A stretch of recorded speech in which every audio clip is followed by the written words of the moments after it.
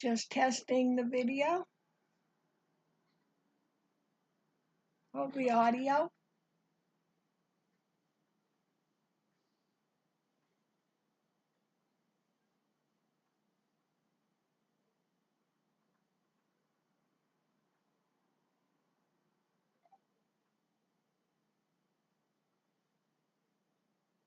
Just testing the video. Hold the audio.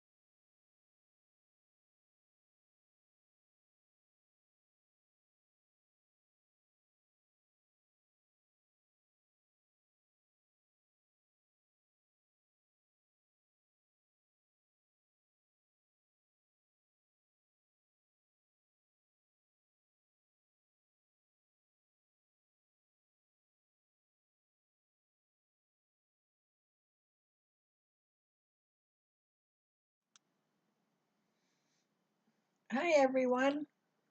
Let me know if any of you are sewing along or not sewing along, or just say hi in the excuse me, in the chat, because I need to measure this so you can see. You get to see the whole mess back there. Let me see if I need to turn that light down. It seems a little bright. Yeah, it does.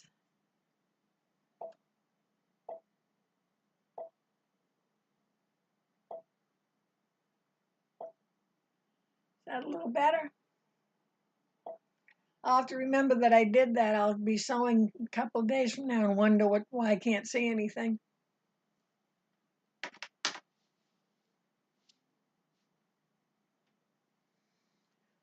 So we're sewing tonight with our Microtex needle. Excuse me, 7010 Microtex needle. Oh, look, you can see me leaning on my machine.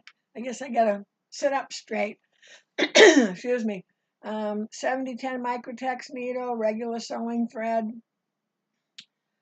The week before, we put our sashing on and put our rows together.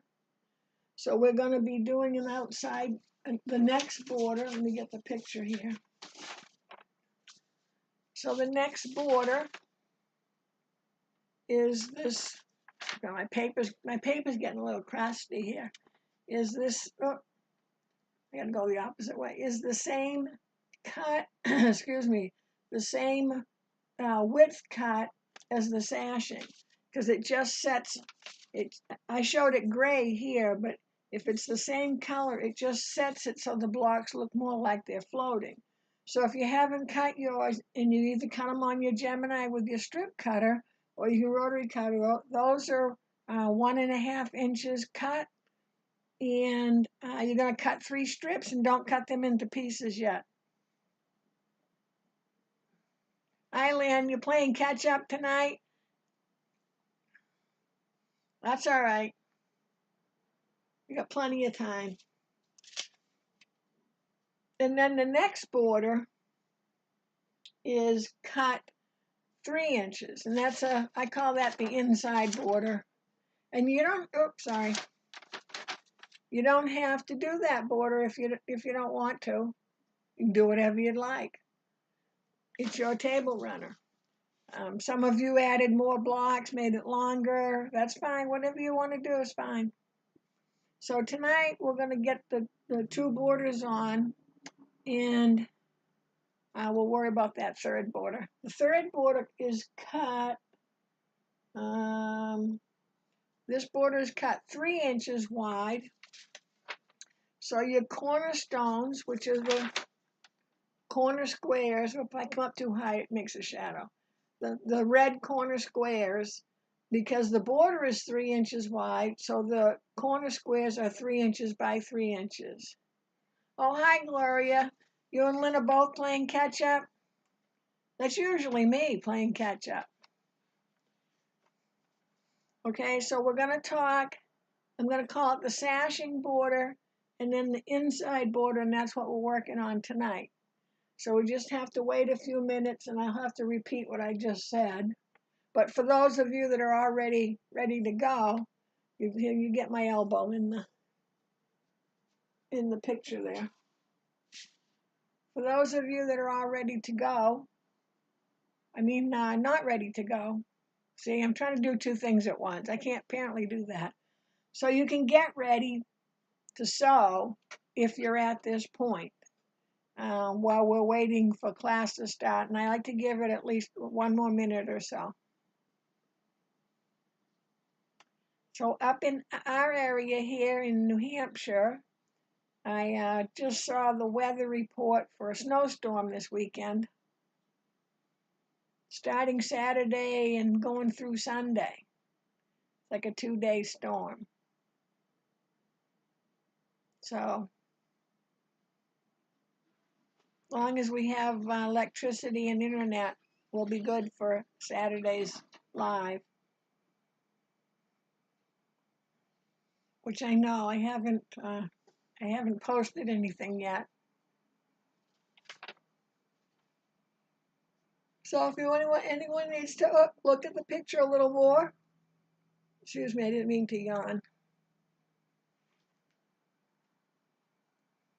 Okay, and I think we're just 1 more minute to go.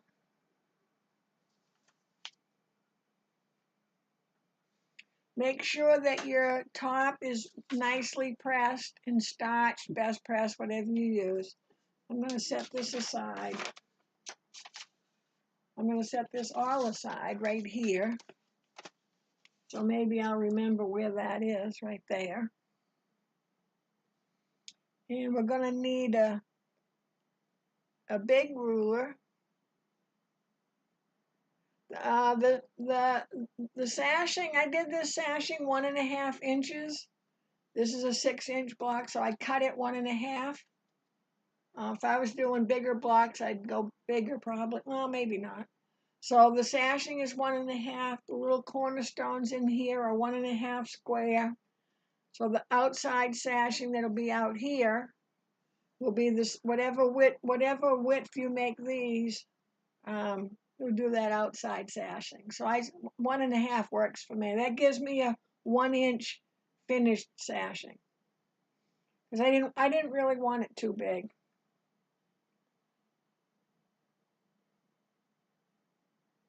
Oh, so I guess we can get started. So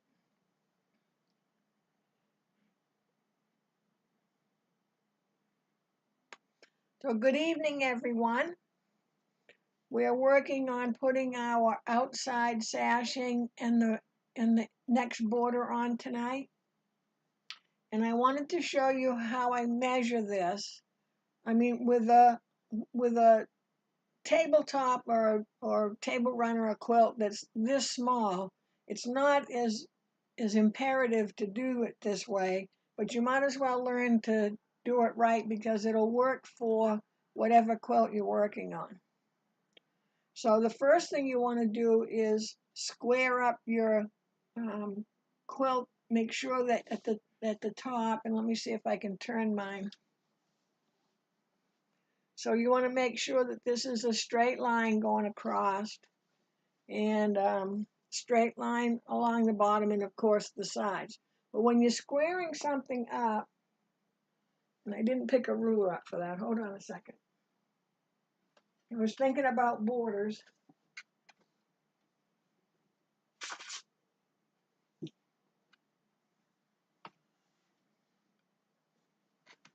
So when you're squaring something up, you don't just, cut across and down the sides. What squaring up means is you need to square up the corners both directions. And if you're using if you're doing a big quilt, of course, I generally would use like a 12.5 inch, 12 inch, 12.5 inch or bigger square. And I would add on to it, if I'm doing something big, you see how I'm going to come down with this one. And I want to make sure that this is straight the whole way, but I also need to make sure that it's straight to here and here. Because if I just cut across the top, that doesn't mean that the angle is right. So I would start here, add the ruler on, cut, move it down, and then when you get to the bottom, so when you get about halfway, so if I was here, we'll pretend this is a longer quilt. If I'm here, I want to get this corner going first, and then, oh, sorry, banged into my own table. And then I would, because I don't have enough room here, but I would be laying this one down so that I would make sure I stopped cutting probably 30 inches or so. The bigger the quilt, the further up you'd stop. And so that as I'm coming down with this ruler, I want to make sure that before I get to this corner, that I'm lined up with the corner. I don't want to come all the way down and then fix the corner because it may not be right. And I know it's kind of a pain in the neck, but it's okay. It'll look nice when you're done. And then after you quilt something, so you put your backing, your batting, and you quilt the whole thing. Hi, Rhonda. After you get everything quilted, you're going to square up again because your backing fabric and your batting need to be on something this size. I'd say 2 inches on each side, so 4 inches bigger than this.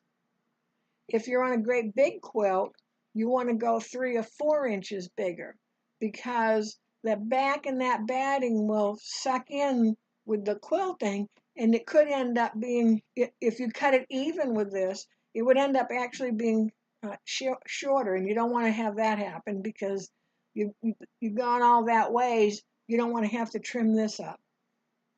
So if it's bigger, regular quilt size, I would say 3 or 4 inches on each side, not 3 or 4 inches total, but 3 or 4 inches on each side. So 6 or 6, 7, 8 inches bigger than whatever your quilt measures. Okay? And I gotta find a place to put my ruler now. Okay, I put it behind me in case tomorrow I'm looking for it. Someone can remind me. I knock Santa, the snowman over. Okay, so what we're gonna do, and I think I talked about this a little bit last week.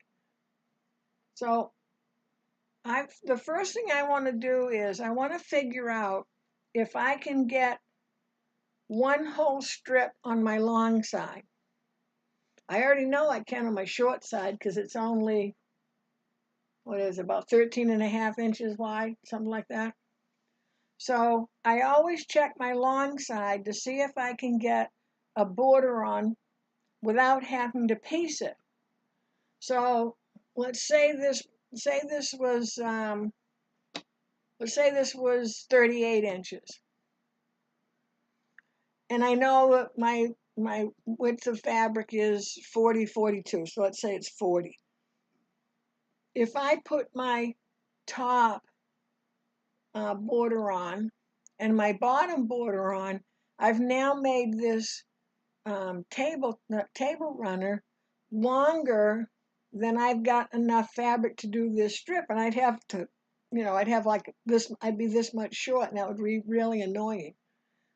So you always want to check and see on the longest side if you can get one strip on. And this measures 24. This measures about 30. So I know I can get one long one on here. So I want to put my long sides on first.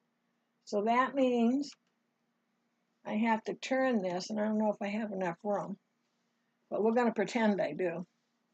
I have to turn that. Well, I can do it this way. I have to measure here, in the middle, and at the bottom. Now, I don't want you to measure at the very edge because you can stretch it out. I want you to come in about an inch or so, and we're going to measure how long that is. Then the center, measure how long that is. Then at the bottom, and again, stay an inch or so away from the edge and measure that. Then we're going to take those 3 measurements, add them together, and divide by 3 and see what we get. Now, I don't have quite enough room. So when you measure yours, you're going to either be on your floor or a countertop or your kitchen table, or if you have a big enough cutting area. And I'll say I just had my tape measure. And my tape measure, and you can buy, if you go to a quilting store, fabric store, they have measuring tapes that are longer than regular ones. They're like 120 inches or something like that. So if you have something long and you don't want to have to keep stopping to measure, get yourself a longer one. Sorry, this is a noisy one, isn't it? So I'm going to reach in your way, but I'm going to have my 0 there, and I want to make sure I come straight down and see how I'm a little ways away. And I'm going to move this. You wouldn't normally move it, so you're going to be in the straight. So mine's 28. So then I'm going to move over to the center.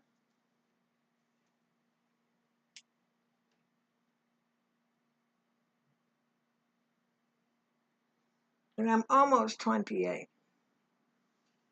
And then I'm going to do the other side. And I'm almost 28. Well, that doesn't help you any, does it? So say I was 27 3/4, 28, and 27 3/4. I would go 27 3/4. I wouldn't go to the 28. If only one of my measurements is bigger, I wouldn't go to the bigger one. I'd make it go to the smaller size because it'll keep it from rippling. Now, if you wanted to, and I know a lot of people do, you just put a strip on that's longer and you sew it down and cut it off. Well, that might be all right on this size project, but when you start getting into your bigger quilts, your edges are going to become wavy and you're not going to like it.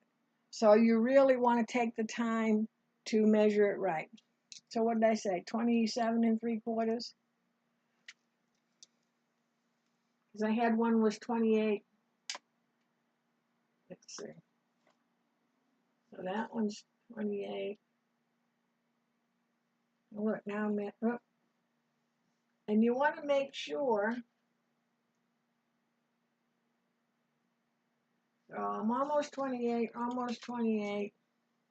28 was the middle one, but I think this one was almost 28. And almost 28. So I was 28 and let me see, 3/4. So 3/4 is 6/8. 3/4 is, yeah, 6/8. That's not right, is it? 7/8. So I'm about 7/8. 27 and 7/8. So I'm going to move this out of my way. I'm going to get my strips. See how I keep my strips after I get them ironed, because you always want to make sure you iron out that center fold, and a lot of times you're going to have to best press it or starch it or something to get it out. But I don't want to have to iron them 3 more times. So I need one strip out, and the first thing I'm going to do is I'm going to cut off my salvage. Because you think you're going to remember to not use it, but so I'm going to cut my salvage off. And then I've got to measure 28. And my mat is only 24. So I'm going to put that on the line. I want to come straight down. And if I need to, I'm just going to put a pin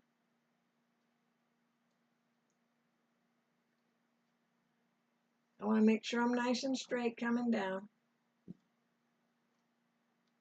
And I'm going to put a pin right on the line for the 24. And then I'm going to come up, and I always come up to like the 10 so that I don't have to do much math. So I got 24, so I need 3 and what was that, 7/8. So I need to be right there. So it's easier for me to go this way so I can cut it at the same time. So I got 24, 25, 26, 27, and 7/8. 7/8. Keep trying to say 6/8. So when I put my ruler down, I'm making sure that the line of my ruler is across here. My strip is straight. I'm going to cut that off. This might even be enough for the top, maybe not, but we'll see.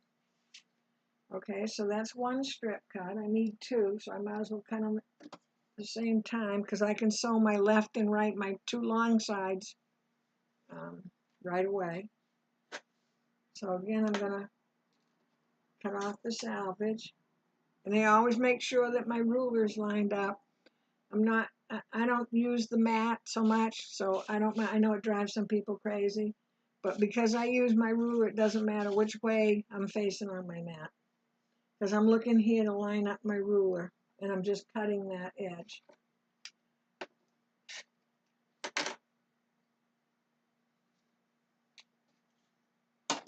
Okay, so again, I'm going to lay it out nice and straight.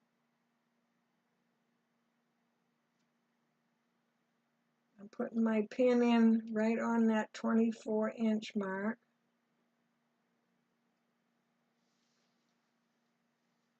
And I'm going to turn it so I can cut. So I have 24, 25, 26, 27. So I'm going to put my ruler down. Oh, and I know my strip just moved. So I just got to move it back. Okay, so I'm on the line with my pin. You see my pin right there? And I've got to make sure my ruler's straight with my fabric. 24, 25, 26, 27, 28. Oh shoot, it's 27. Did I do 28? It's 27 3/4. 1, 2, so 24, 25, 26. Oh, that's right. 24, 25, 26, 27 3/4. Had myself confused there.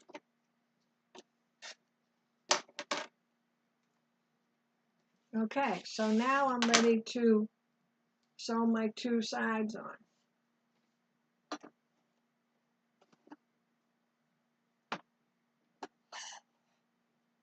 So I don't need a lot of pins because I find the more pins I pin with, the worse I do. So right sides together. I'm going to make sure that I have this lined up perfectly straight. I'm going to pin a little ways down because if I pin at the very top, I've got to take it away right away. I'm going to go to the other end because this is short enough. And I'm going to pin the bottom nice and straight. So again, I'm lining up this way and this way. And this one I can come close to the bottom because I can stitch right down to there. Now, it's laying pretty straight, but I can put one more pin in. Just don't put like 40 pins in because I've never seen a lot of pinning work out well. So I'm going to pin one right in the middle. And if I pinned any more, I'd pin them where each of the sashing is rather than trying to fight with pins in these blocks. Okay, so now we're ready to stitch. Let me get some things out of the way here. Let me just check, make sure there's no questions. Anybody have any questions? Doesn't look like it. Oh, I gotta have some thread.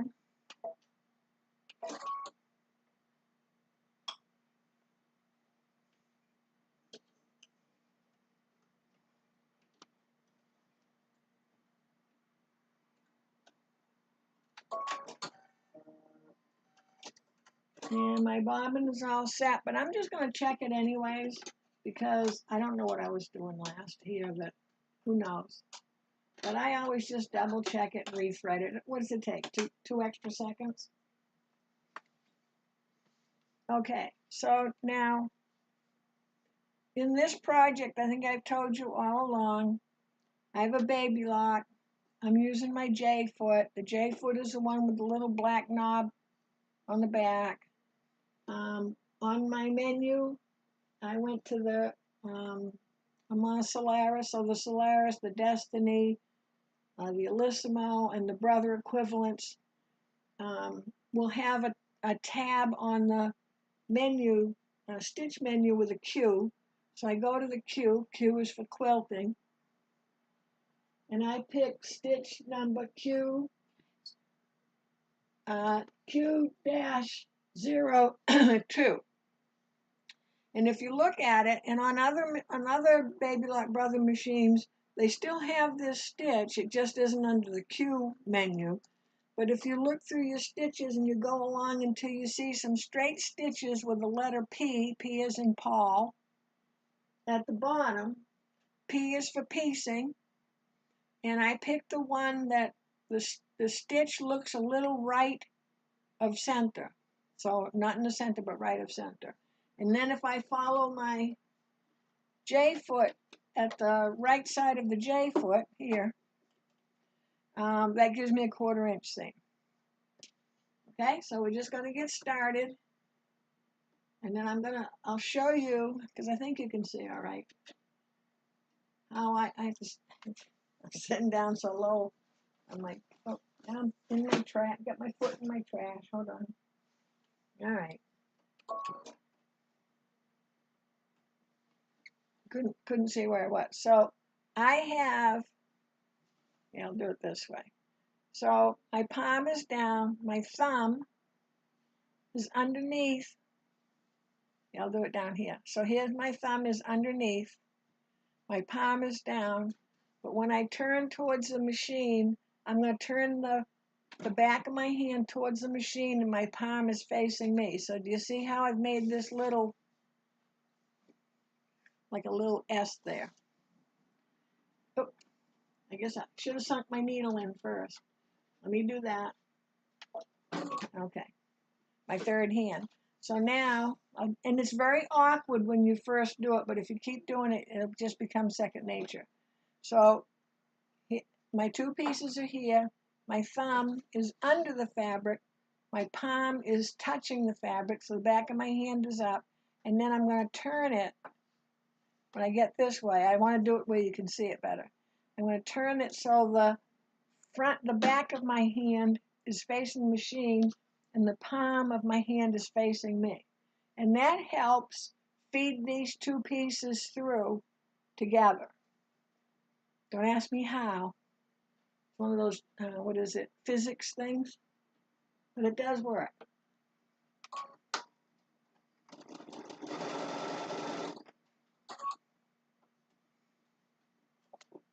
Kind of put that out of my reach, didn't I?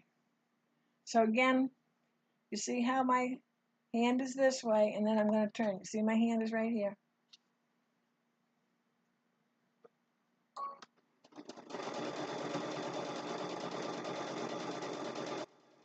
And my eye is not looking at the needle, because if you look at the needle, it's too late.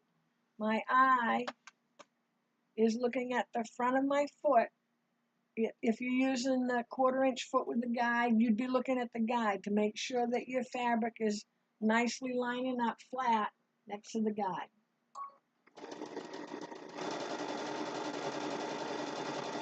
And you see, I'm just going to keep moving my hand back and turning it.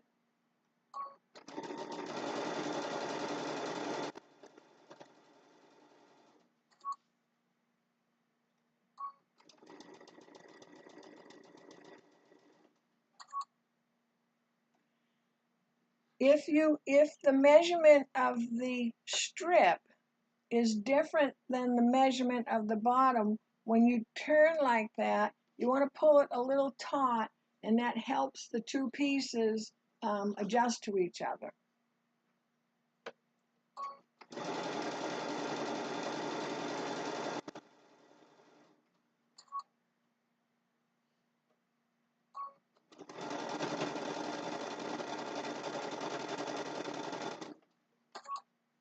And I can see over here see that black right there? My block is trying to sneak through to the right, so I'm just going to take my block and just kind of push it to the left.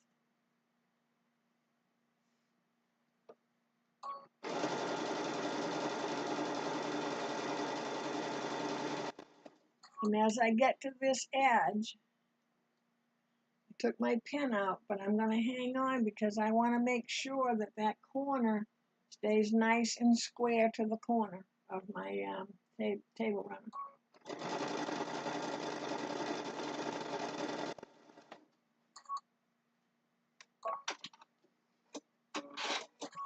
Okay? So now we're going to do the other side. Was this my piece?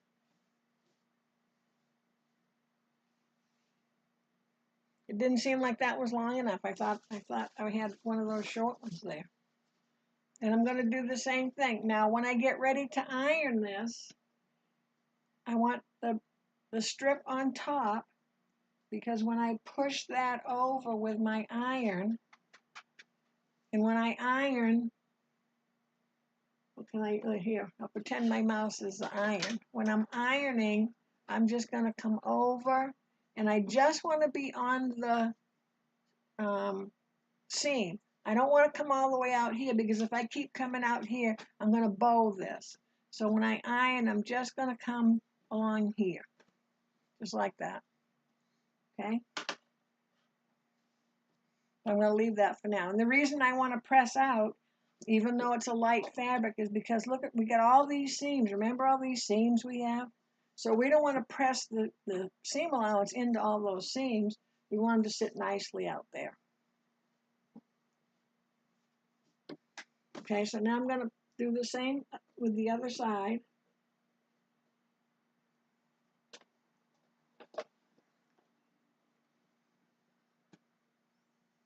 So again, I'm not worrying about anything else but this corner right here.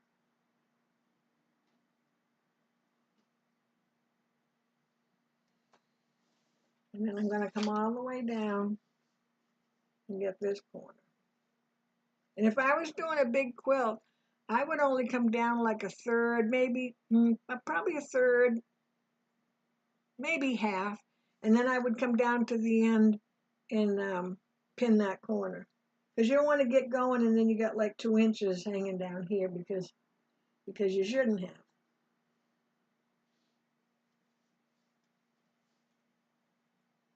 I'm going to make sure that this is laying nice and flat.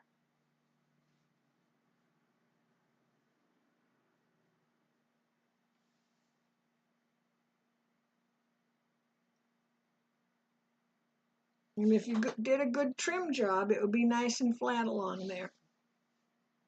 So we're going to stitch this the same way we did before.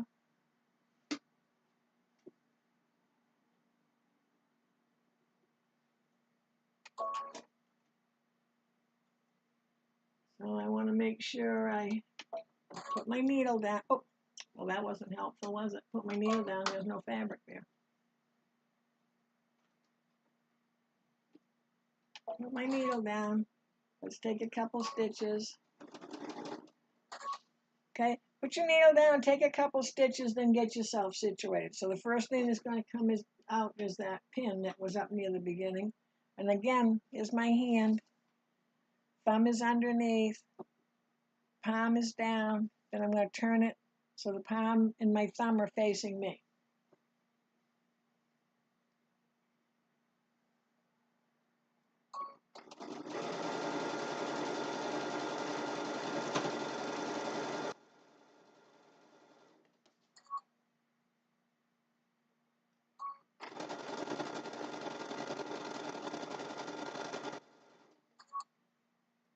And you notice I don't try to sew the whole thing without stopping. Hi, Christine.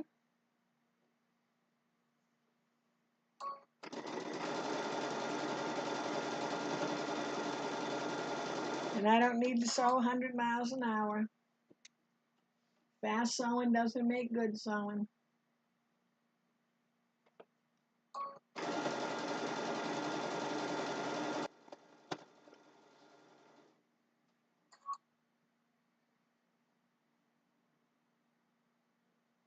And I'm just making sure when I stop that I'm still lined up with my runner, my top of my runner underneath there.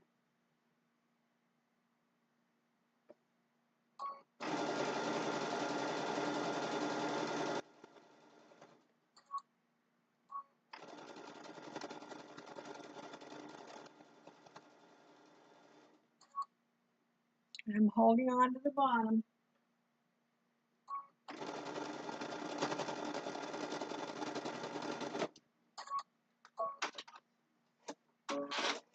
Okay, so let me see if I can fit my mat, my ironing mat here, so I can show you how I iron this.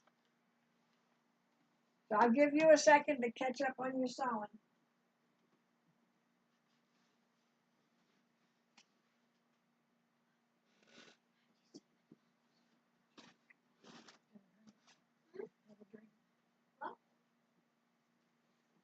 And I think I can fit that there enough. me move my chair. Let me move my tools so I don't melt them. Just so you can see what I mean about ironing. Pressing. Okay. My iron was on automatic shut off, so I have to take a second. So let me just see if anybody has any questions while I'm waiting for the iron to heat up.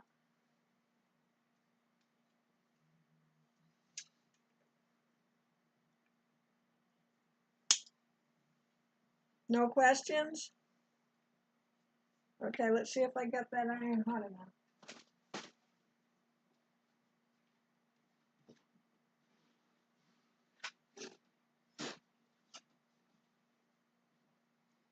Almost. So what I want to do is I want to come from this direction, and I'm just going over. You see how I'm just going over the seam. I'm not going all the way out to the edge.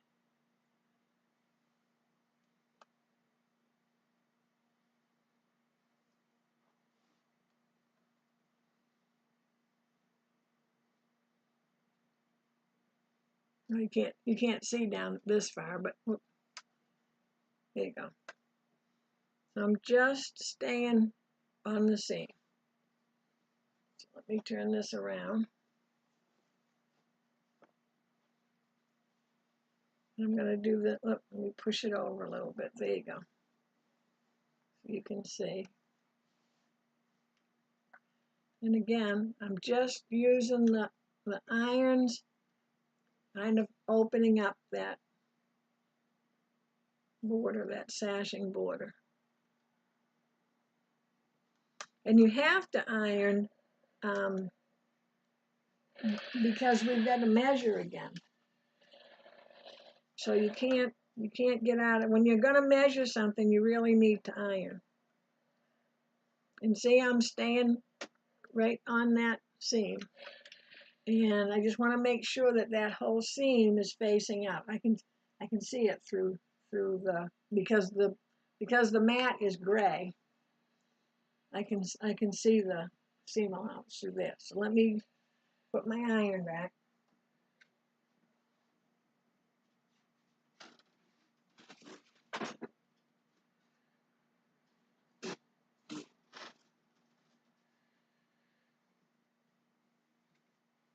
And let me take the pressing mat out of the way. I have to remember it's behind me.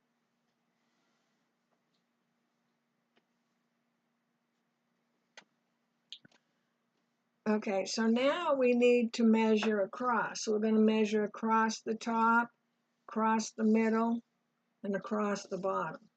I just want to see if these guys are just a tad short. Well, that's all right. That's why I have a third one.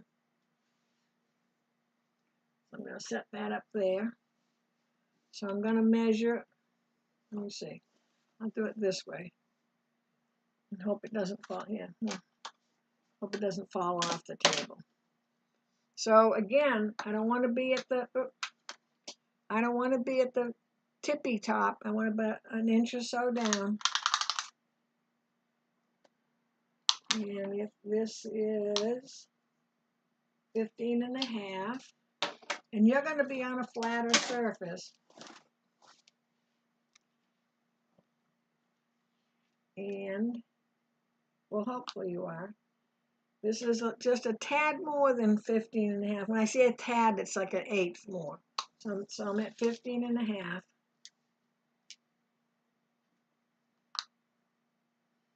And this is a tad shorter. Did I say the other one was longer? This one's a tad shorter. Oh, let me double check.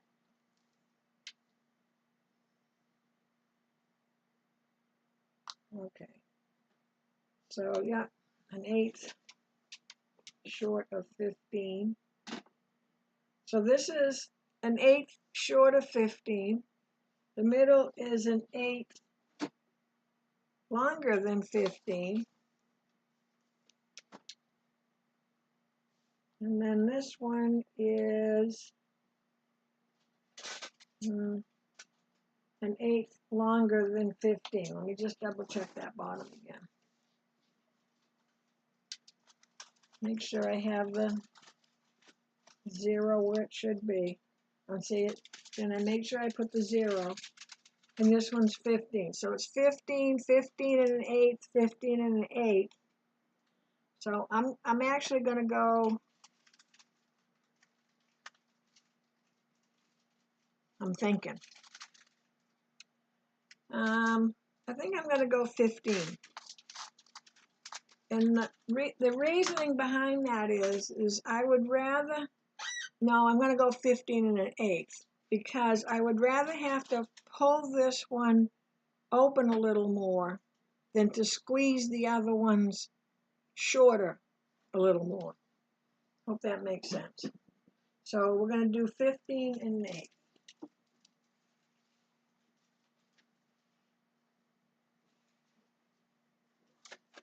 I'm going to cut my salvage off. And again, I'm lining up straight with my ruler, so it doesn't matter to me where it is on the mat.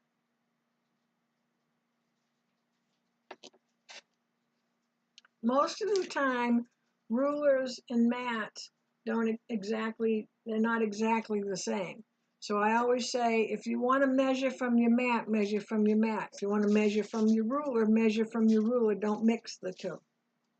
Okay, so I need 15 and 1/8, which means I got to get in front of my sewing machine here. So I'm going to line it up with a straight line. Make sure I'm all set here.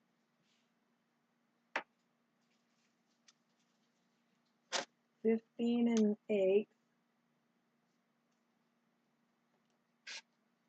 Well, there's one.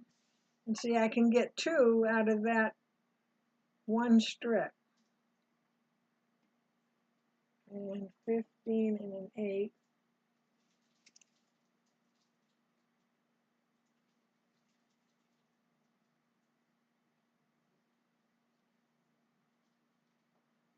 And in this case, I have to use my mat because my ruler isn't 15 long. But I still want to make sure that my ruler is straight. And now I have to make sure my ruler and fabric are straight to the mat.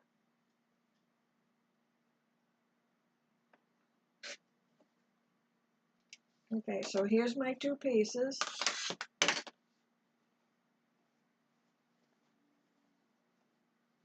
Doesn't matter if you do the top or the bottom first. I need to clean up my edge because it's fraying.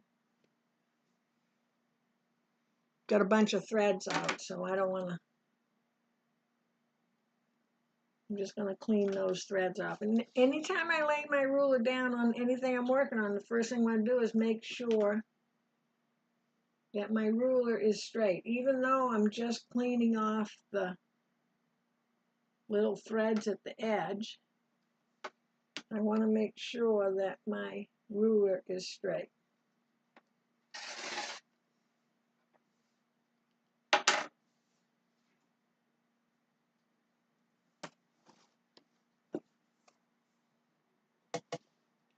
Okay, and the same thing as before, except to see which is the right side. I'm going to line up. Oh, and I cut that wrong. I cut them both wrong. Now, how did I do that? I bet I wasn't all the way over to the very edge. That's not good. Let's see what I've got left. Oh, I don't have a piece that's long enough. How did I do that? Let me measure again. What was I doing wrong?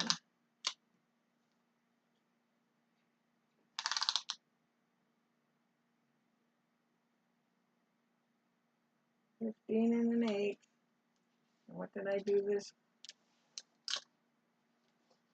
That's why I don't use my mat that much. Oh yeah, see, so, well, 15 and 1/8. So let me see what I've done. So let me get this pinned at this end. I think I didn't have it in the right spot up there. Let me get this pinned. Oh, almost put it right side up.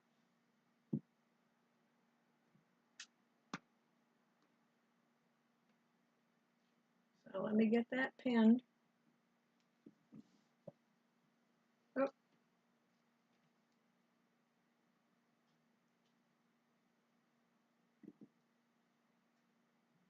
And let me get this, my past. Oh, I'm pinning up past my, there we go. I'm at an angle, so I needed to be over this a little bit better. Sorry about that.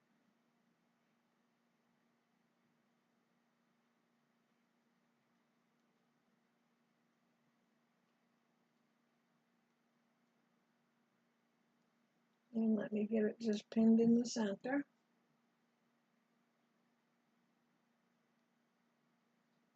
Okay, let me get everything out of the way. That was just me, not paying enough attention. Oh, let me get this mouse out of the way. Okay. Oh, might as well stand up for this because I can't see way down there.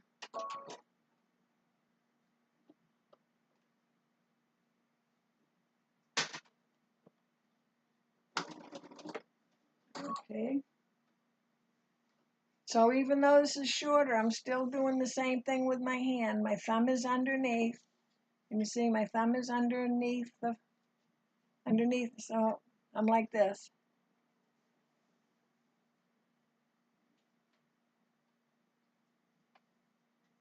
And I'm just making sure that I'm even on the right side.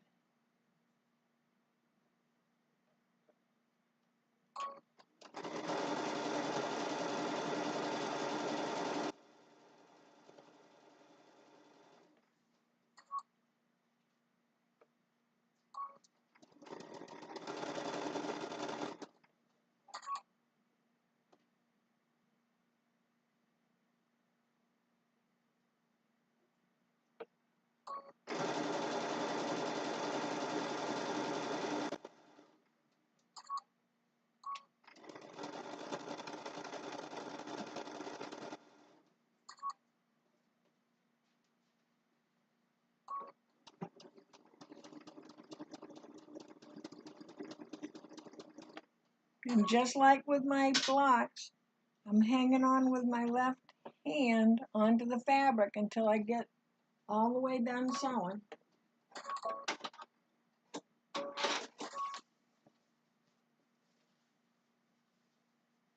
Oop.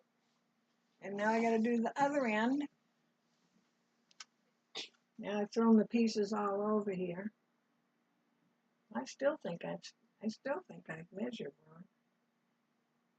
That one's really shorter. 1, 2, 3, 4, 5, 6, 7, 8, 9, 10, 11, 12, 13, 14, 15. See, I don't know if I'm not holding my tape measure right. See, I run into the same difficulties that you guys do.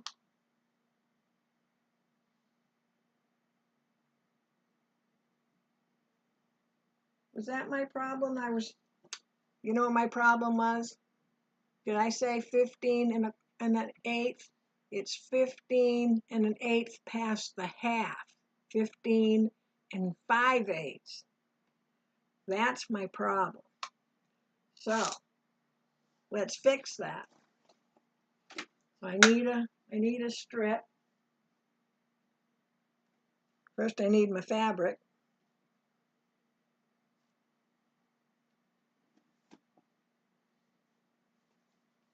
Have you ever done that? Cut wrong? I bet you have. So I'm not going to go ahead and get my Gemini out. I'll just cut from here. So it is 1.5. And I just need one strip cut because I can get 2 of them out of that. So I'm going to unstitch my other one. as soon as I cut these. So it's not 15 1/8, it's 1/8 past the 15 1/2.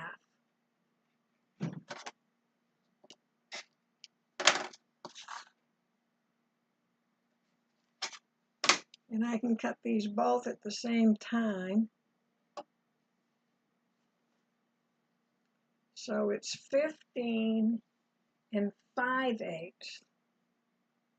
Does make a difference, doesn't it?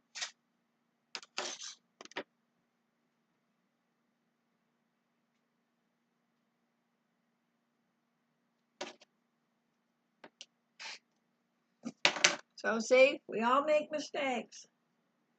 Because I cut this one with the fold on my right, it gives me that longer piece, even though I cut both of them at the same time. So I always have, I'm right-handed, so I always have the fold to the right because it's here. This is the fold. So when I cut these two pieces off, instead of having two short ends, I have a piece that's long enough to maybe use again. So let's get out the seam ripper. And you guys can be measuring and sewing.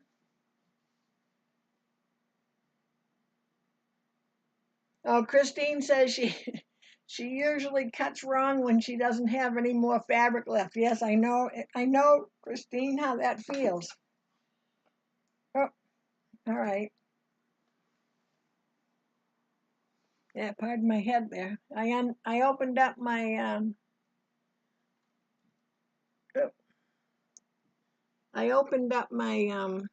seam ripper and it went right out of my hand. There we go. Okay.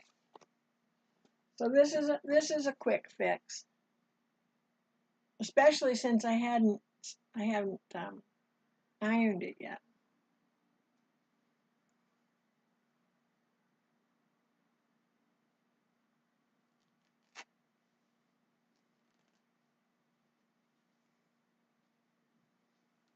I was trying to do it so you could see it, but I have to be able to see.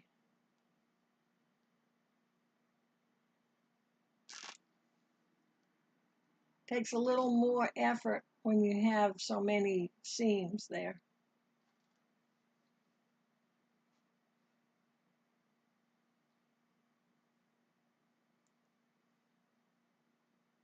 I have to unsew for you so you can see that I sew just like you. I cut and make mistakes just like everybody else does.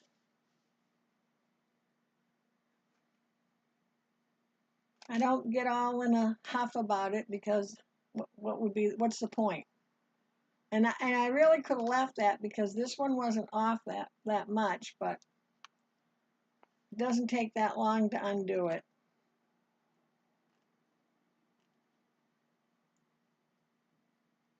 And what's a project if you haven't unsewn something?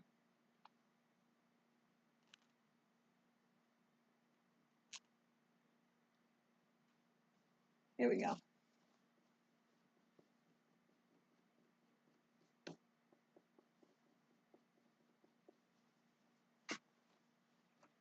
And when you unsew the way I just did, you got to come to the back, and because you'll have long pieces of thread back here.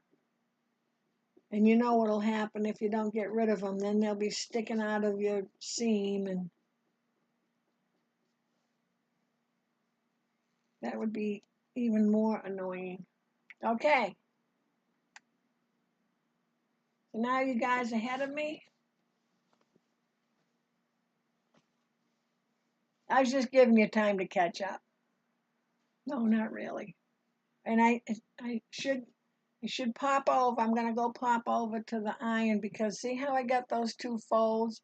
I don't want to have that issue. So I'm just going to pop over to the iron.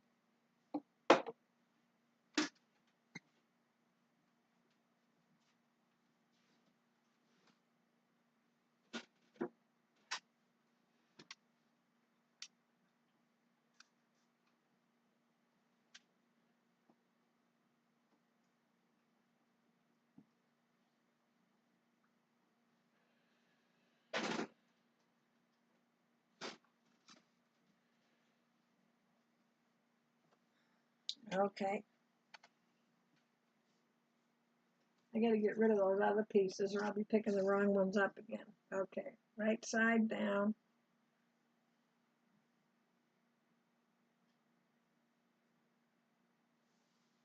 Oh, that works much better.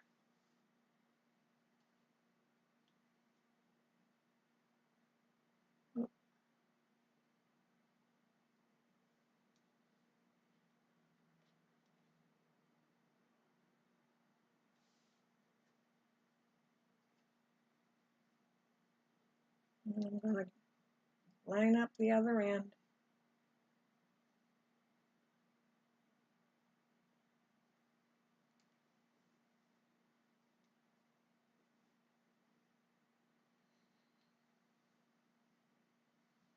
Okay, my 3 pins, we good?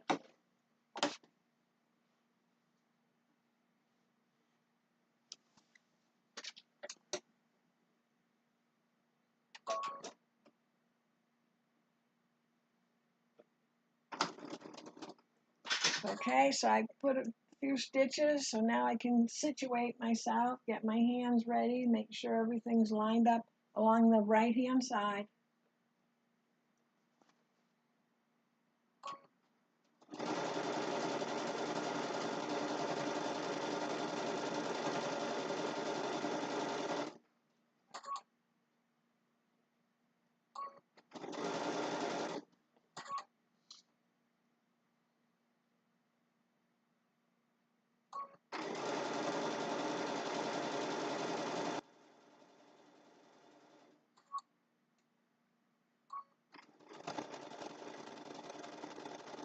And again, I'm coming down to the end. I put my hand down before I take that pin out. Keep my hand right there.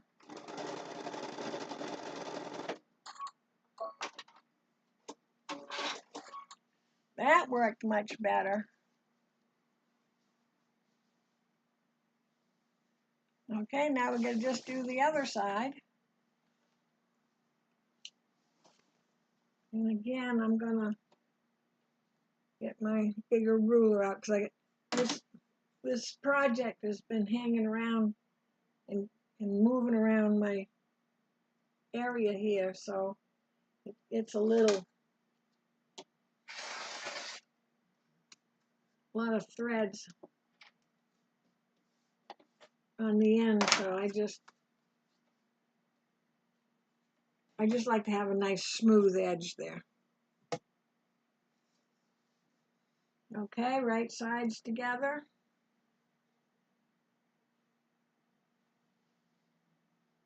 You know the drill.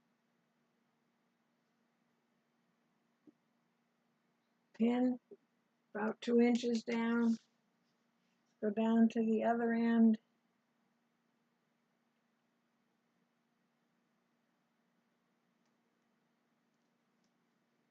Pin. We can stick 1 pin in the middle.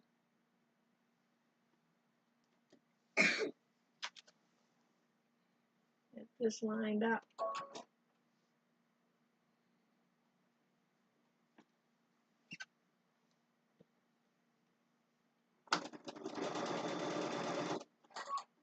Okay. Let's get ourselves situated. Again, my hand is, thumb is underneath, hand on top, turning it.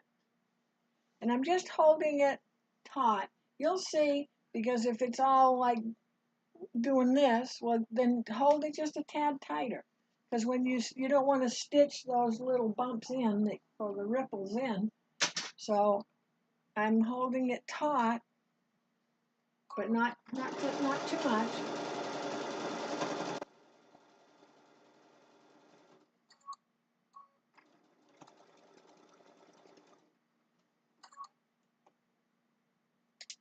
Oh, that pin went. To make sure I find it. That pin went sailing. There we go. So I'm going to stop.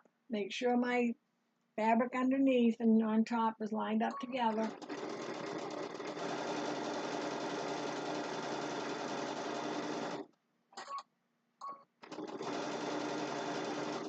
Getting close to the edge. Again, my hand is on the fabric when I pull the pin out.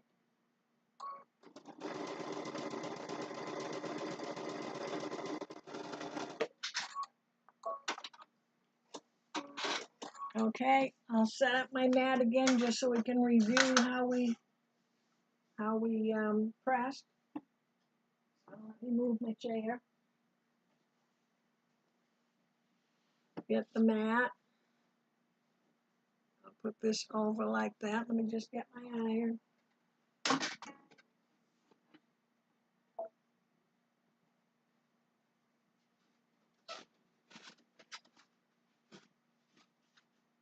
This time it stayed, it didn't shut off on me. So can you see how it's wavy? See that waviness? So what I want to do first is I just want to iron this to make sure that's nice and flat. And you'll get that sometimes, especially if, when I did this side, my strip was just a tad shorter, I think it was, than the bottom. So I had to make sure the bottom stayed with each section. I don't want to get to the end and I have a big bump. So see now how it's nice and flat? Now I'll go ahead and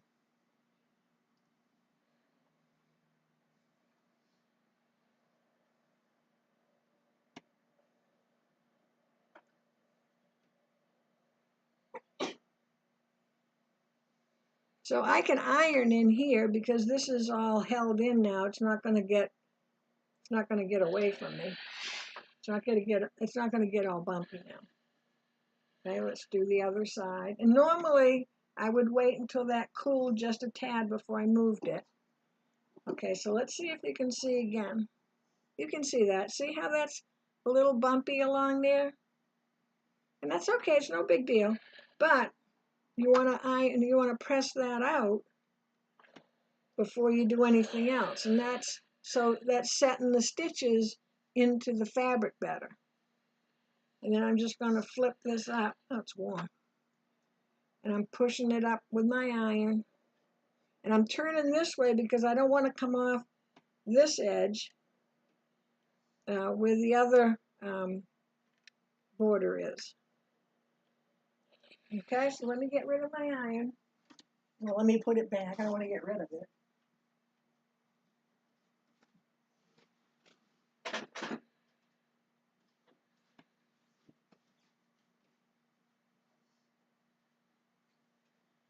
And now let's see, what time is it?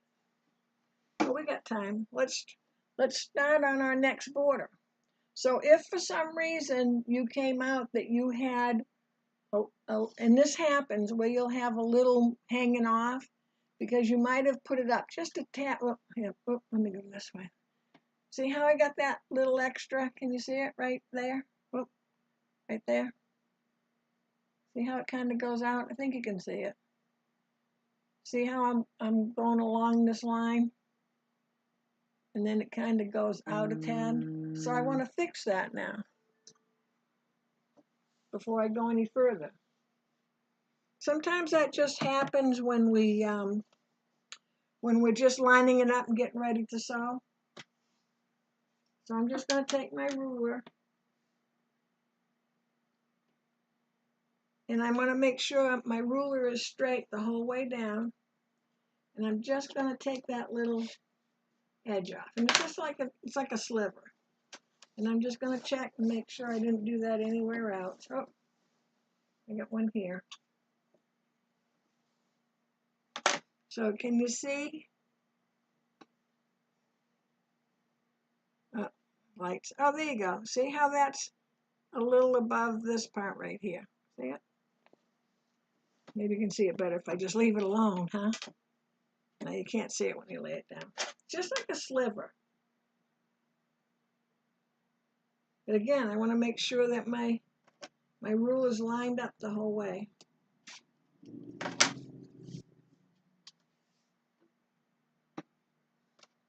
Okay, so here we go again. Now, we have to check and see if we can get away with having one strip on the long side. So we're at 20, let's see, 24.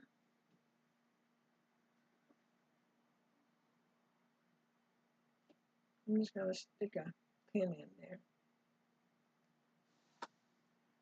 25, 26, 27, 28. Oh yeah, so we can still do the long strips as one piece. So what did I say? 24, 25, 26, 27, 28, 29, 30. Yep. So we're going to measure our long sides first. So take measure again. See if I can pay more attention this time.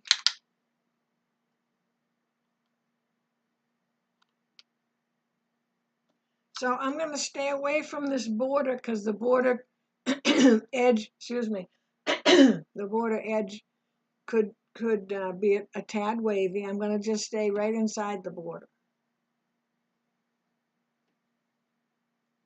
So let's see if I can pay more attention. Pardon my head.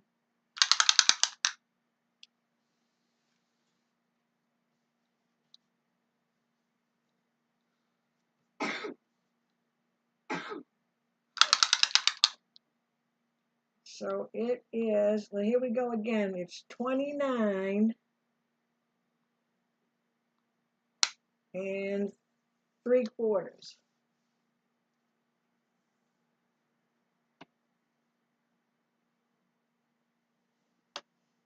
Now I'm coming down the center, and it is 30.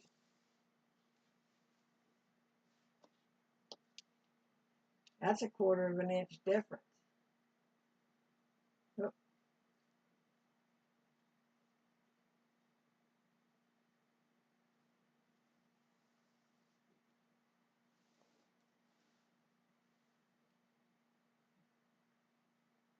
And this one is 29 and 7/8. So we got 29 and 7/8. I'm going to measure it again.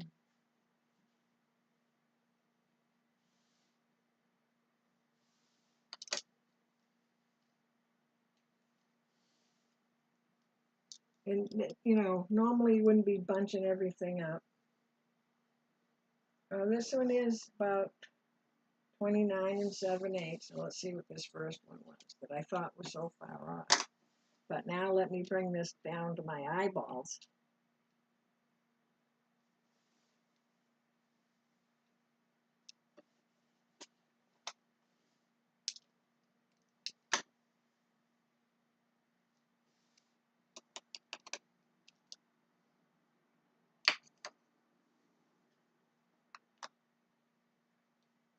So it's actually 29 and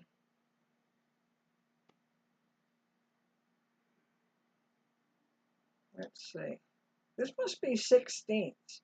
So 29 and 5/8. So I think they're actually just about all the same. 29 and not 5/8, 3/4, which is 6/8, 7/8. 29 and 7/8.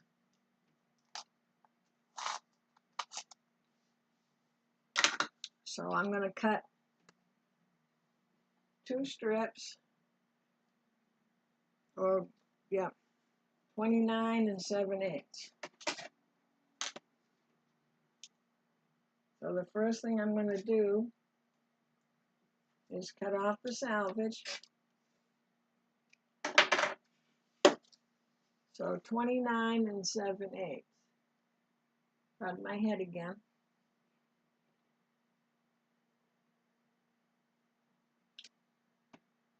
So that's 24.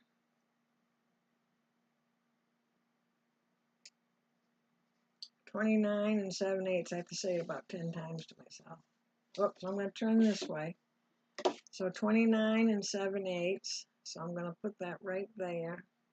24, 25, 26, 27, 28, 29 and 7/8. So I'm going to get my ruler all in place, and then I'm going to come back and make sure my pin didn't move and count again: 24, 25, 26, 27, 28, 29 and 7/8. 29 and 7/8.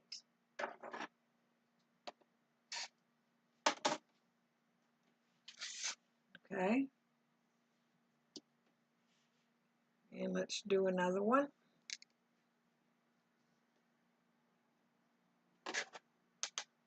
Cut off the salvage.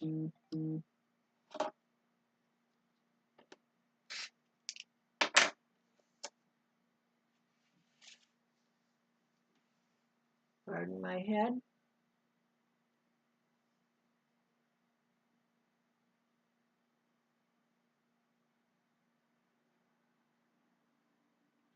I just want to double check, make sure I didn't move that other end. I feel like I did.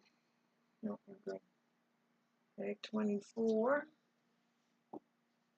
25, 26, 27, 28, 29.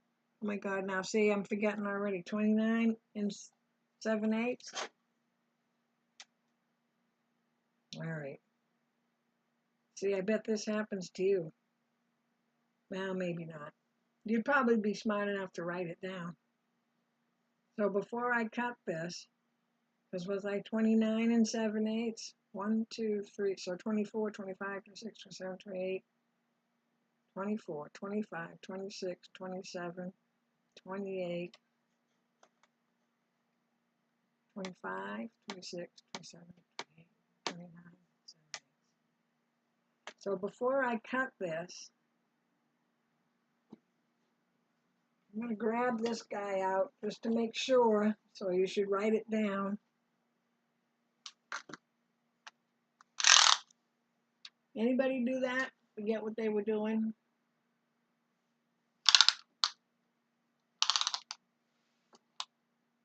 Yeah. I got it in my head all of a sudden that it was 28, but it's 29. Okay, so let's just count this again. First I want to get my ruler straight. 24, 25, 26, 27, 28, 29, and 7/8. Is that painful to watch that?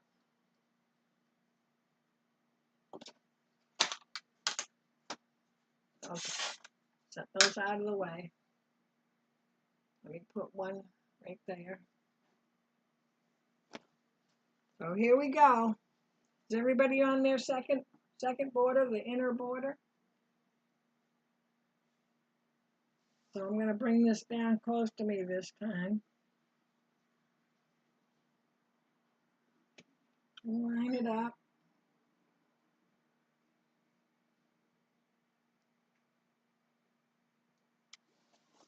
And I'm going to go to the other end. And line that one up.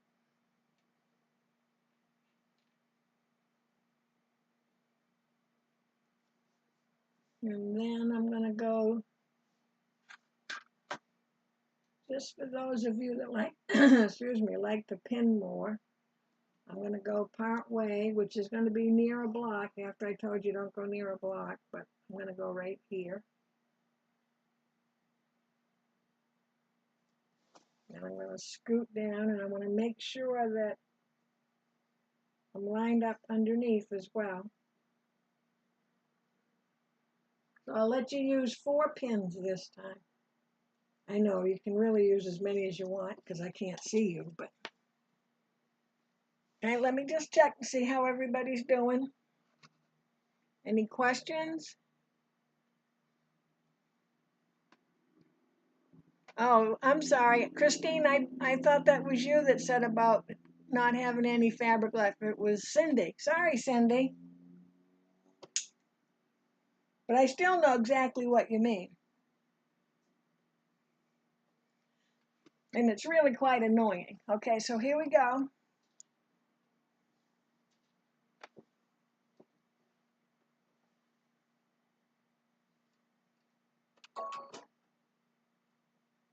Okay, get lined up. Couple stitches in. My foot pedal is going under my little cart here. There we go. Okay, and I'm just going to stitch a little ways till we get closer to that pin. And now we're getting longer, so we got to stop and double check a little more often.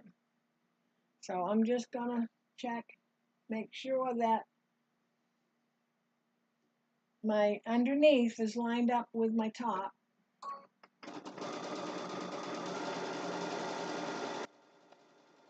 And see how I still have my hand, so it's facing towards the machine.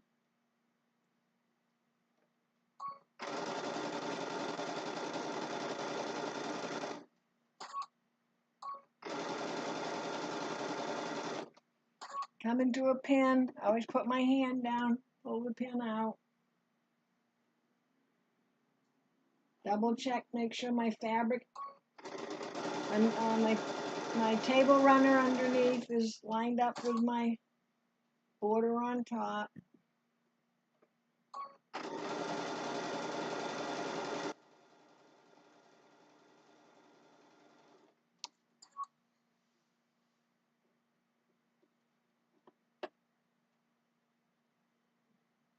And again, I'm picking it up the same way.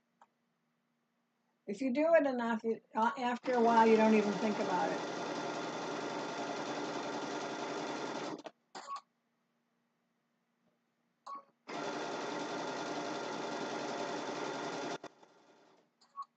And then I'm going to hang on to the bottom.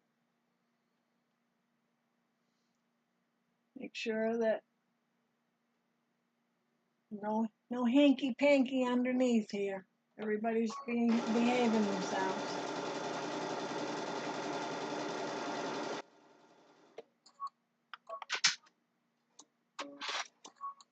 Okay? And I'm just going to leave that until I'm ready to iron. I'm going to pick up the other side, turn the other side, not pick it up. I can at least tell right side, excuse me, which is the right side and wrong side in this. Excuse me, I have to stop and take a drink of tea.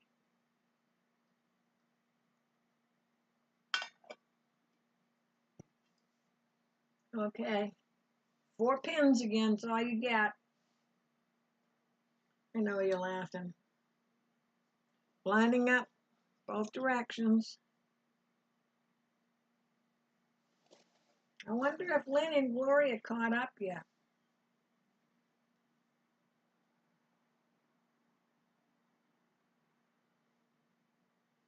And I went to the bottom. Again, if this was a long quilt, I would come, well, so say the quilt was, I don't know, 60, 70 inches long. I'd come a couple feet down, then I'd go to the bottom and come up, and then I would work that middle part. Because you don't want to end up with a bunch of fabric like this. See how that is? You don't want to have that like a big pleat at the bottom. And then you don't want to have to undo the whole thing. So if you line up each end, a couple feet of each end, and then work in the middle, then your ends will be just fine. And see, when I lay this down, I can see that it's just fine. That's a little harder to see when you have a big quilt.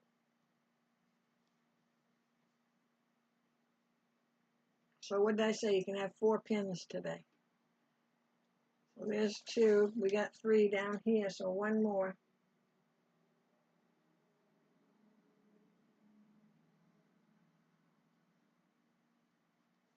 And even though I've pinned this, when you're sewing along, that little guy underneath, he either wants to go way that way or way back the other way. He doesn't want to stay in line. Oh, Gloria, you're caught up. Good for you. See, I had to unsew so you girls could catch up. I hope you don't really believe that I believe that.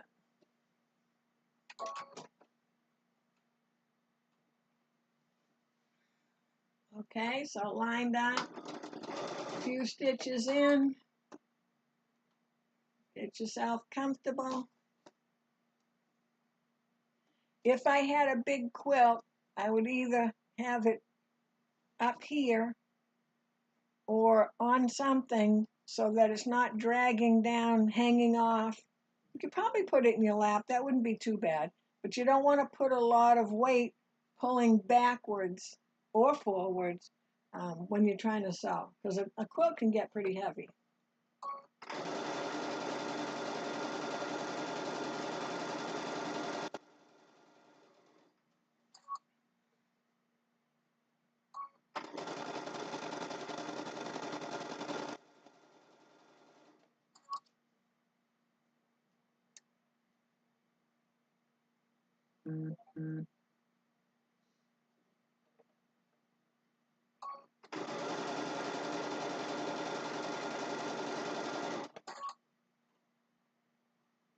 And I'm stopping more often now because those two fabrics. Oh, Lynn, you're not yet, but you're getting close. I can tell you're getting close.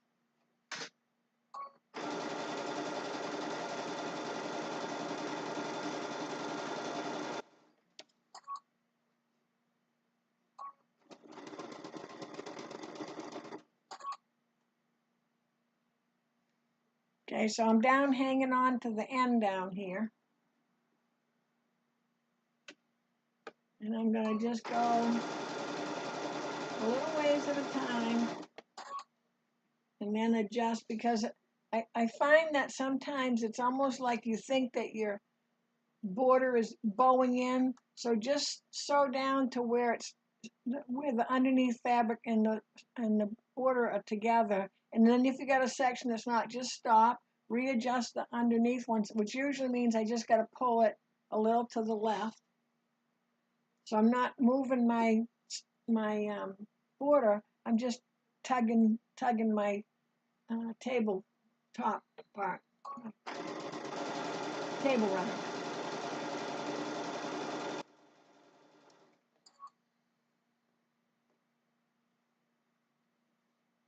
I want to double check, make sure this is nice and lined up.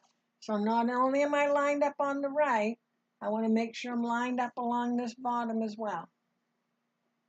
Just like we did with our blocks.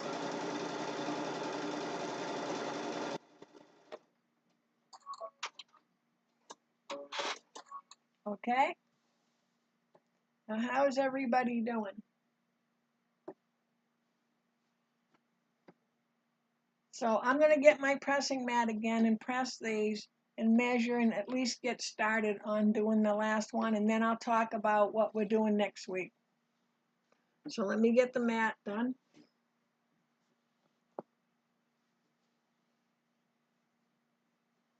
And let me grab the iron.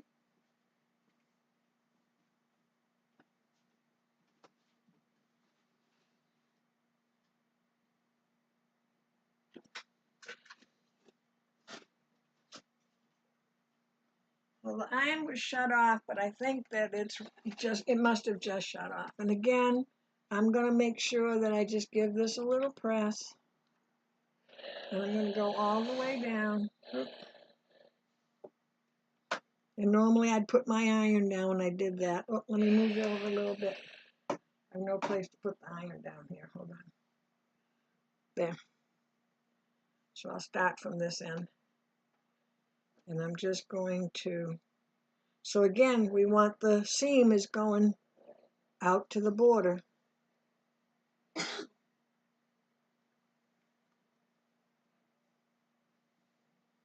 And I'm staying away from that edge, and I'm coming down this way at the bottom rather than this way.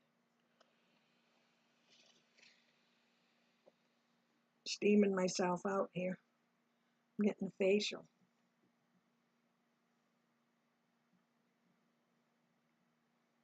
Okay.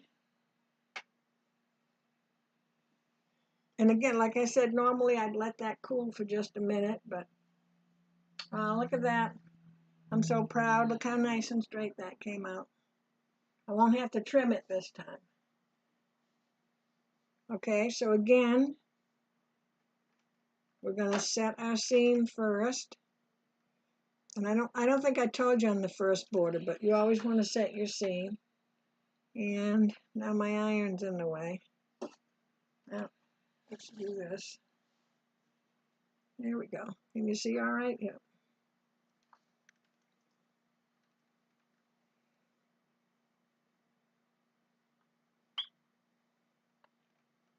So you see when I'm down in this corner, here we go. I'm coming in from this way because I don't want to be ironing all over this. So I don't want to be coming this way. I want to be coming in, and then I just turn my iron as I go up. The iron does a little do-si-do.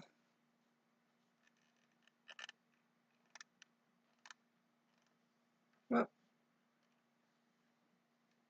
trying to stay in the picture and not burn myself at the same time.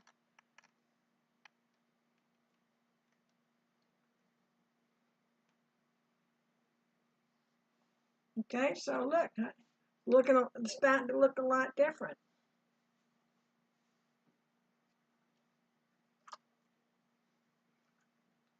Okay, let me put my iron back.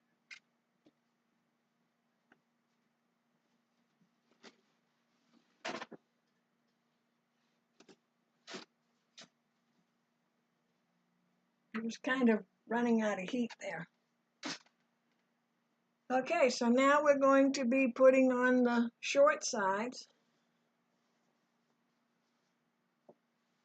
So we're measuring from this direction. Look, this time I'll get my pencil out. I'll write it down this time so you guys don't have to roll your eyes and go, for Pete's sakes. Okay, and I'll get my head in your way again. And I am 18 3/4.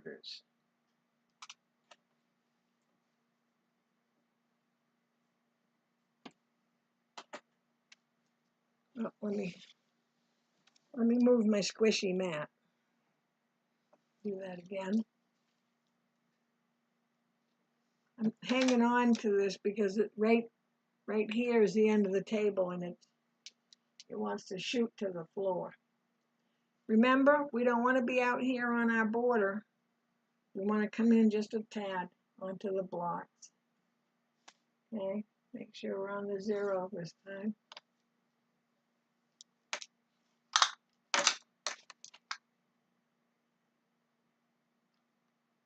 Oh, for Pete's sake, see, I moved it.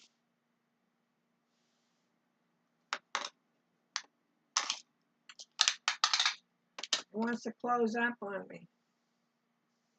Normally I use a regular tape measure. Yep, 18 3/4. I'm going to come in to the middle.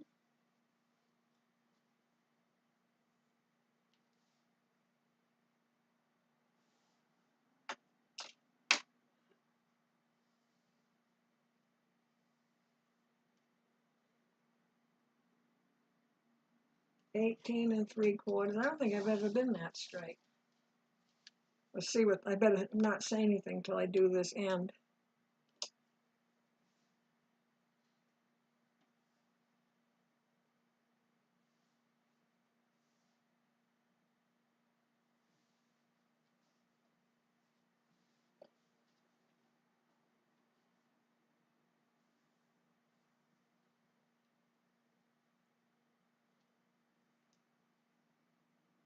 This one's just a little less than 18 3/4. So we're going to go with the 18 3/4.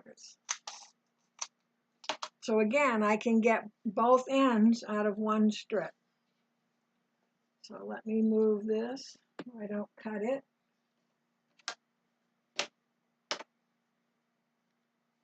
Get my strip, and I'm going to fold it in half again.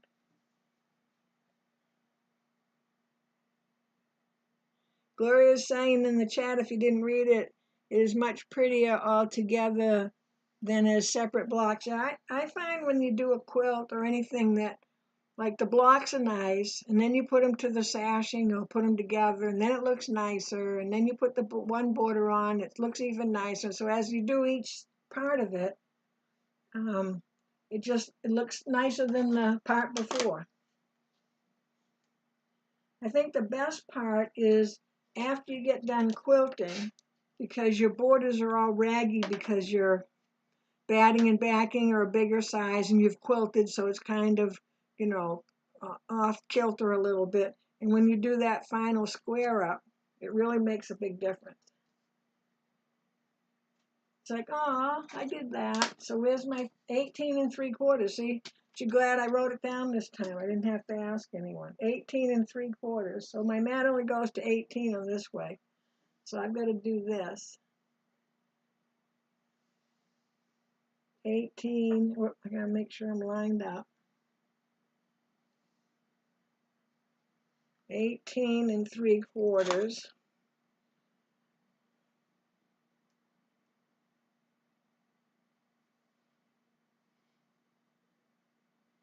3/4, not 6/8. I mean 7/8. 3/4.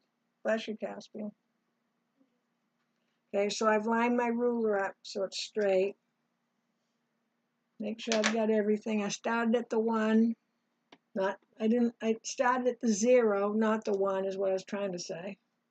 And down to 18 3/4.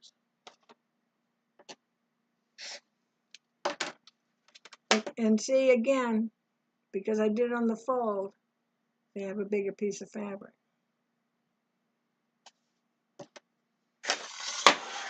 Okay. Last borders of the day. 3 pins. You're back to 3 pins again.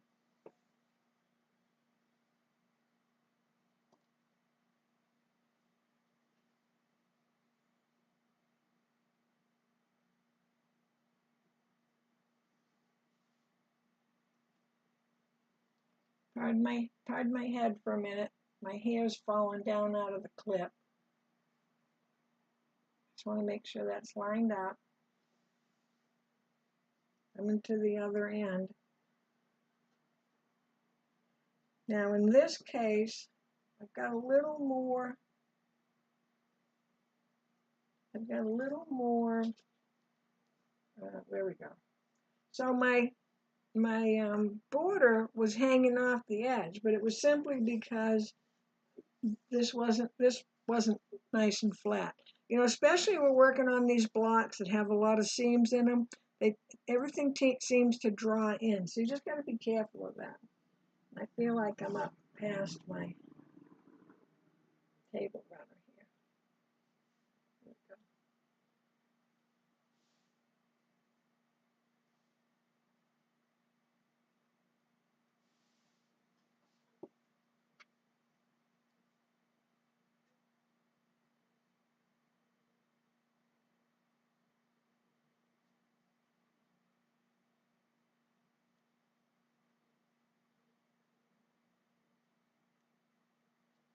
Now I just need 1 pin in the center.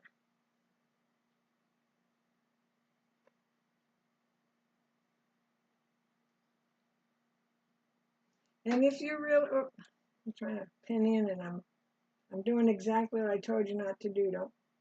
Don't pin into the, I think the end of my, there. I'll say the end of my pin is down.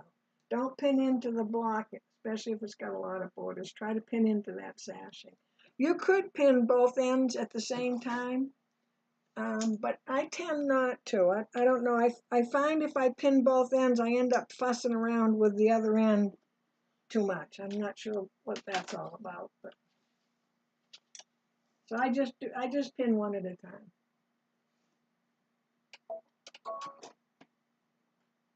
Oh, my machine even went to sleep on me. First the iron, now my machine. Okay, let's get a few stitches in. Get ourselves all situated. Remember our hand. That isn't going to help you any, is it? Hold on. Okay, so one more time. My palm is facing down and my thumb is underneath. So I'm like this, my fabric's in between. And then I'm just going to turn my hand so my back of my hand is towards the machine, the palm is facing towards me.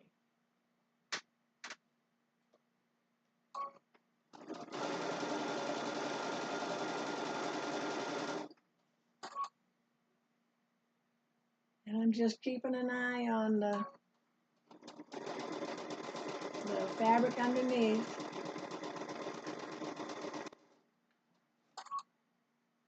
Oh, I want to make sure I bring this up. It was hanging off the table, which would pull it, you know, away from the machine, which would pull the bottom fabric away as well.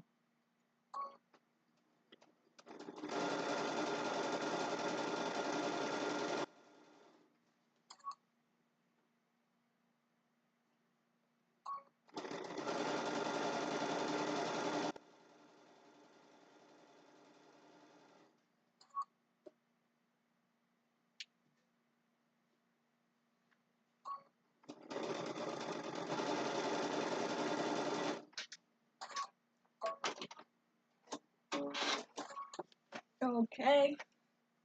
Oh, don't want to lose that.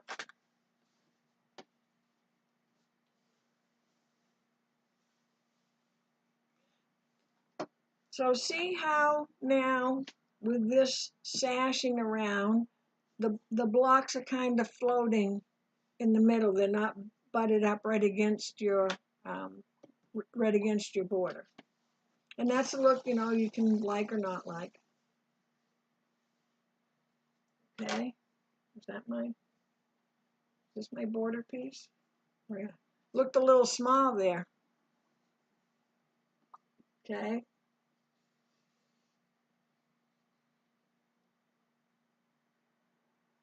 So I want to just make sure I bring this up to my face, my eyeballs, so I can see it.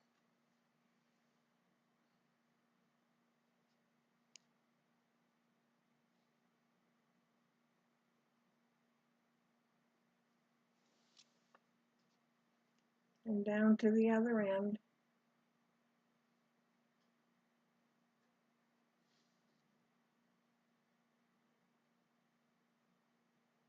And again, I know you know we're lining up this way, the right side and the bottom side at the same time. And then I just kind of do, you know, just pull it, make sure it's nice and flat.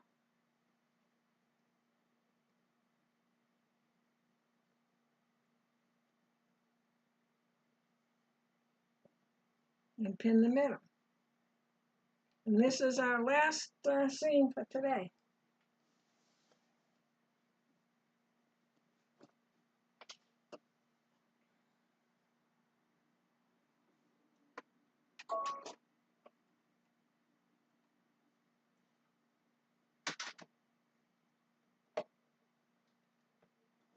So we'll get a few stitches in so we can get ourselves situated. So you see how I brought my runner up to the table. And it could be anywhere as long as it's on the table, as long as it's not hanging off, because that's going to pull the table runner fabric away from the border fabric more.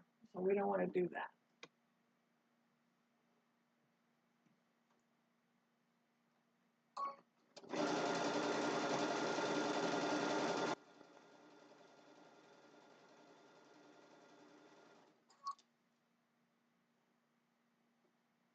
And I'm just lifting up the check to make sure that my table runner isn't running away from the border fabric.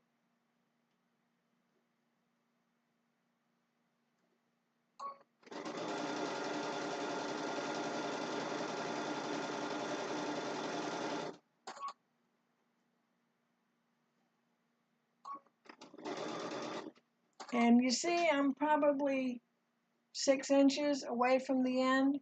That's when I always stop, make sure, I don't want to wait till I get to the end to have an issue. Just make sure everything's lined up. I don't have any big piece of fabric here that isn't going to work. I'm hanging on to this end.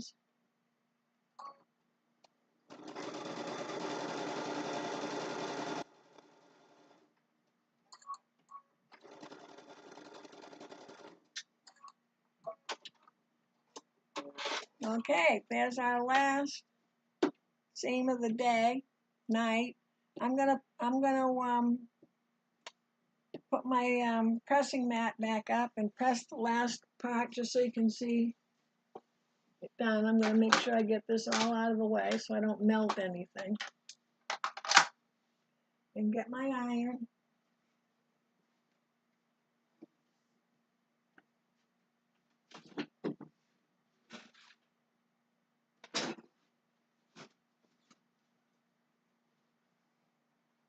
And a little stinker shut off on me again. Yeah, you can see okay. So we're making sure we set that seam.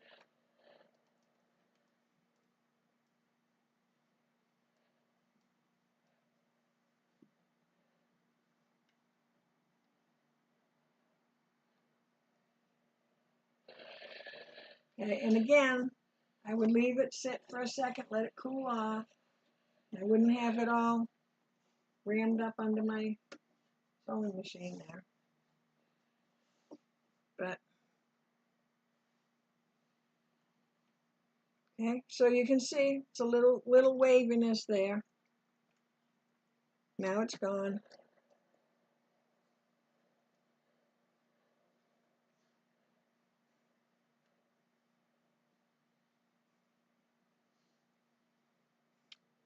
And you can check, you'll know after a while, make sure that your seam allowance isn't going in two different directions. Okay, so let me just park my iron and we can talk about next week.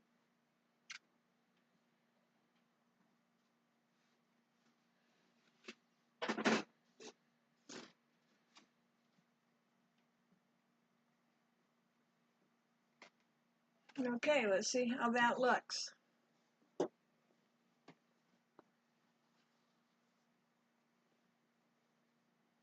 Now you could be done there if you wanted to be, and then you could just bind it or whatever you want. But I want to do one more border. Let me get the picture and all the papers here.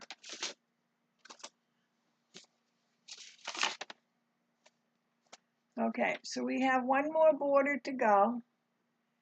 And I did this, sorry, I don't mean to keep moving it around. There, how's that? I did this last border with the corner squares so that you could learn how to put those on, for those of you that don't know. So you're to be ready for next week, you just have to cut your border. So your border is cut 3 inches. And I still think we're good having 3 strips. Let me double check. So, pardon my arm again. So coming across here is, yeah, so I'm only 18 and a half. 18 and a half, roughly. So even 19. So 20 and 20 is 40. So this time, let's think about this. So this is 18 and a half, roughly, and I know I'm hanging off these edges. So let's just say 19. So our fabric is between 40 and 42.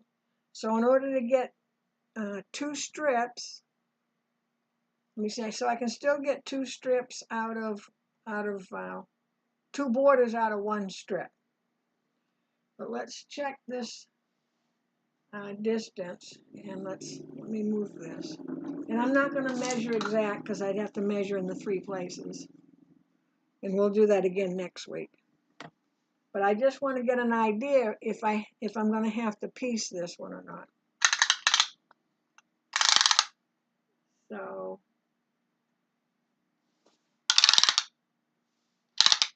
oh no, we have plenty because it's 33. There's plenty. So 1, 2, 3 strips again. Let me do it this way. Unless on yours, across this short side, if it's more than 20, you're going to need 4 strips. 1 for each side, 1 for the top, 1 for the bottom. I only need 3, because mine is 19, which 19 is 38. I can width of fabric, like I said, is between 40 and 42, sometimes 44, but they seem to be getting shorter. So, and then you want to cut your 4 corners.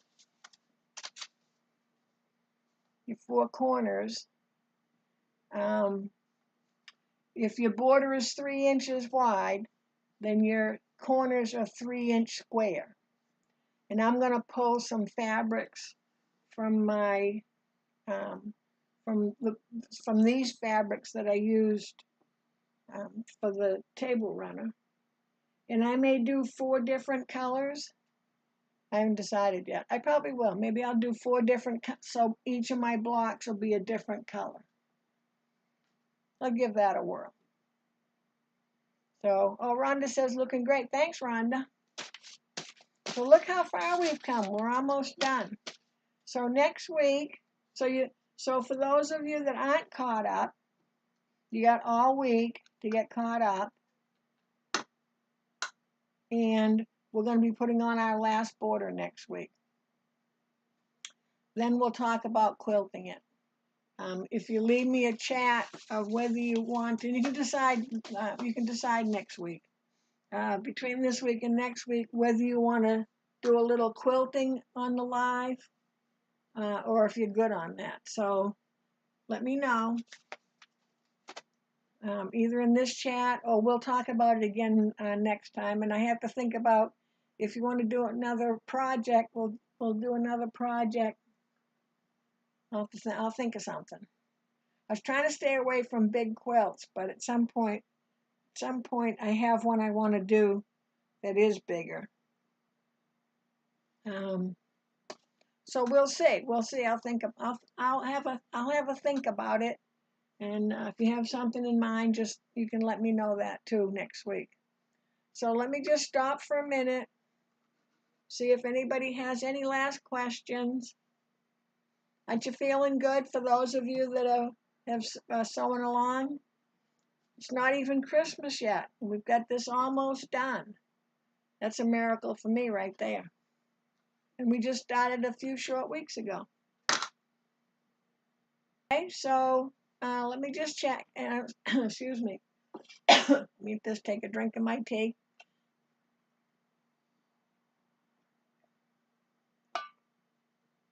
Sorry, I didn't mean to sound slobby. Okay, so there aren't any other questions or comments. So we're good to go.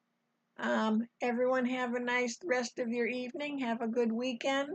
For some of us, we might be in a snowstorm, and that's okay, because Saturday's live class, as long as I have internet, will be live for the sew along at 1 o'clock, and I'll post the project tomorrow on Facebook, probably tomorrow afternoon. I know it's a little late, but so many things to do. So thanks again for joining in.